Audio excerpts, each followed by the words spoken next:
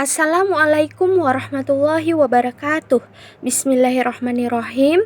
Hari ini kita akan membaca buku Hakikat Berfikir karya Syekh Taqiyuddin An-Nabhani. Pada bab 1 adalah definisi akal. Urgensi definisi akal, proses berfikir, dan metode berfikir. Manusia adalah makhluk yang paling utama, sampai-sampai dikatakan, dan ungkapan ini benar, bahwa manusia lebih utama daripada malaikat. Keutamaan manusia ini tidak lain terletak pada akalnya. Akal inilah yang telah mengangkat kedudukan manusia dan sekaligus menjadikannya makhluk yang paling utama. Oleh karena itu, sudah seharusnya kita memiliki pengetahuan tentang akal atau akal, proses berfikir atau tafkir, dan sekaligus metode berfikir atau tariqah at-tafkir. Ini karena proses berfikirlah yang menjadikan akal manusia memiliki nilai dan sekaligus menghasilkan berbagai buah atau produk akal yang masak, yang mampu membuat kehidupan dan manusia menjadi baik, bahkan mampu menciptakan kebaikan bagi seluruh alam semesta beserta segala sesuatu yang ada di dalamnya, termasuk benda-benda mati, tumbuhan, dan hewan. Berbagai macam ilmu, seni, sastra, filsafat, fikih atau hukum, ilmu bahasa, dan pengetahuan dipandang sebagai pengetahuan itu sendiri. Tiada lain adalah produk akal, yang konsekuensinya juga merupakan produk proses berfikir.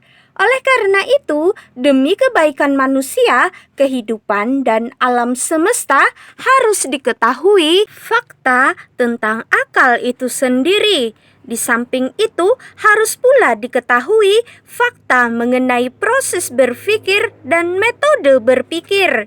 Umat manusia dalam kurun waktu yang sangat panjang ternyata lebih menaruh perhatian pada buah akal dan buah proses berpikir daripada memberikan perhatian pada fakta mengenai akal dan fakta tentang proses berpikir itu sendiri. Memang benar, pernah ada orang-orang yang berusaha untuk memahami fakta akal, baik intelektual kaum muslim maupun non-muslim, pada masa lalu ataupun masa sekarang.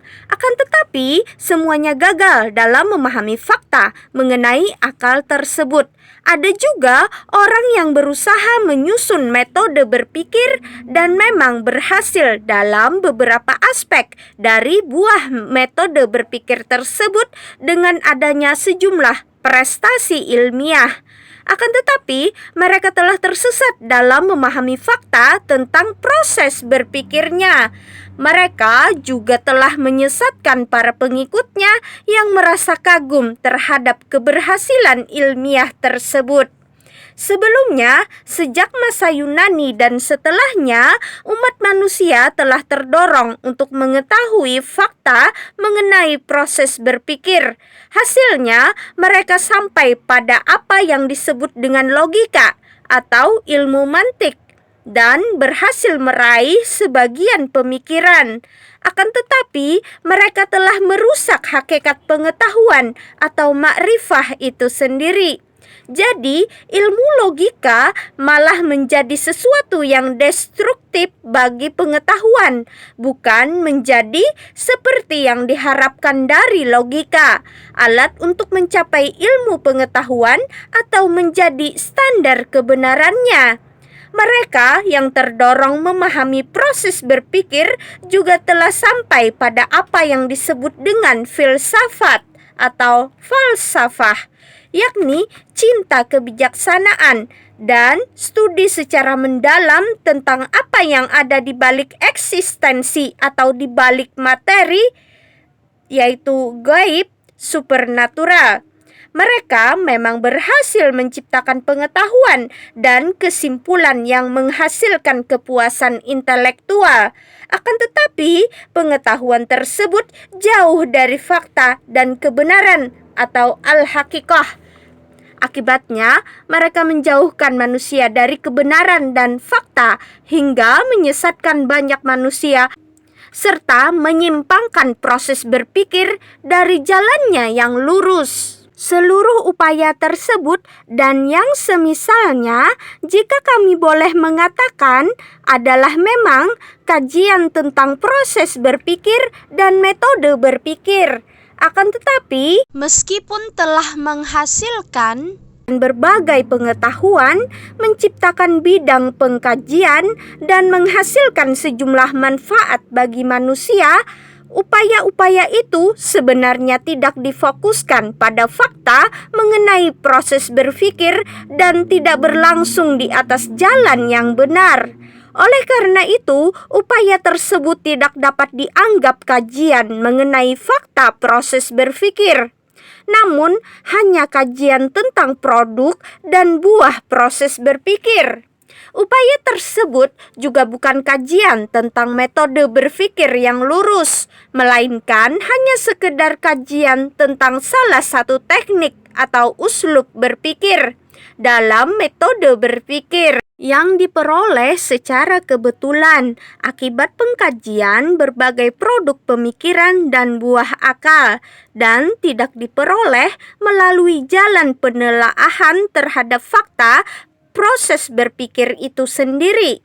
Maka dapat dikatakan bahwa kajian tentang metode berpikir yang lurus selama ini hanya berputar-putar pada hasil proses berpikir, tidak difokuskan pada fakta proses berpikir itu sendiri. Penyebab kegagalan yang ada hingga saat ini dalam memahami fakta mengenai proses berpikir dan juga fakta metode berpikir dikarenakan para pengkaji telah lebih dulu mengkaji proses berpikir sebelum mengkaji akal itu sendiri. Padahal fakta tentang proses berpikir itu tidak akan dapat dipahami kecuali setelah diketahui terlebih dulu fakta mengenai akal secara meyakinkan dan pasti atau jazim. Ini karena proses berpikir atau tafkir adalah buah dari akal, sementara berbagai ilmu pengetahuan, seni, dan seluruh aspek ilmu budaya atau sakofah merupakan buah dari proses berpikir. Wajar saja jika pertama kali yang harus diketahui adalah fakta tentang akal secara meyakinkan dan pasti. Setelah itu, bisa diketahui fakta mengenai proses berpikir dan selanjutnya metode berpikir yang lurus. Setelah itu, dan atas dasar petunjuknya, suatu pengetahuan atau ma'rifah akan bisa dinilai apakah termasuk sains atau ilm ataukah bukan. Dengan kata lain, akan dapat ditentukan bahwa kimia adalah sains, sementara psikologi dan sosiologi bukanlah sains. Akan dapat ditentukan pula apakah suatu pengetahuan termasuk kebudayaan atau sakofah atau bukan. Artinya, akan dapat ditentukan bahwa perundang-undangan adalah termasuk sakofah dan taswir atau seni menggambar bukanlah termasuk sakofah. Walhasil, pokok masalahnya secara keseluruhan bermuara pada pengetahuan tentang fakta akal itu sendiri secara meyakinkan dan pasti. Setelah itu, dan atas petunjuk pengetahuan tersebut, barulah bisa dibahas fakta mengenai proses berpikir dan metode berpikir.